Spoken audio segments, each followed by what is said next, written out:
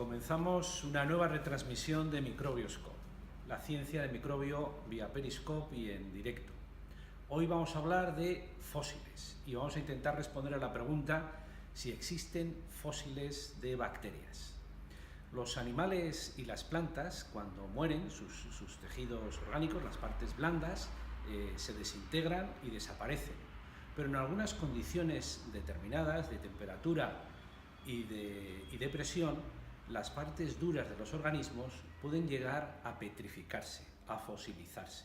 Eso normalmente ocurre con los esqueletos, las conchas, los dientes, los exoesqueletos.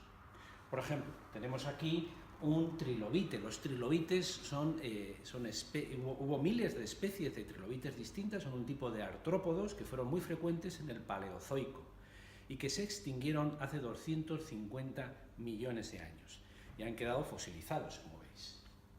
También se pueden fosilizar los huesos. Esto que tenemos aquí es un hueso de un mastodonte. Los mastodontes se extinguieron hace unos 10.000, 8.000 años, convivieron por lo tanto con los humanos, y esto es un hueso fosilizado de mastodonte. Todas estas piezas son del Museo de Ciencias Naturales de la Universidad de Navarra. También pueden fosilizar los troncos, por ejemplo. Este pesa un poquito, pero esto es, por ejemplo, un tronco fosilizado. Y lo que tenemos aquí es el molde que ha dejado en piedra también un pez. Bien, desgraciadamente, la pregunta que nos podemos hacer es, las bacterias, claro, las bacterias no tienen huesos, no tienen exoesqueletos, no tienen conchas, no tienen dientes. ¿Pueden existir fósiles de bacterias? Bien, existen los fósiles más antiguos que se conocen, se denominan estromatolitos.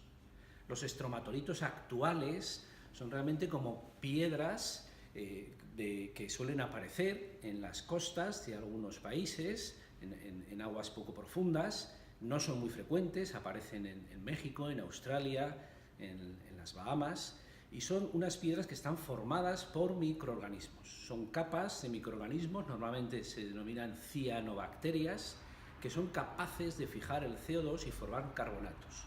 Esos carbonatos y otros sedimentos van formando capas, y conforme esa capa de microorganismos se muere, es sustituida por otra capa. Por lo tanto, son rocas laminares de origen biológico, están formadas por cianobacterias y otros microorganismos.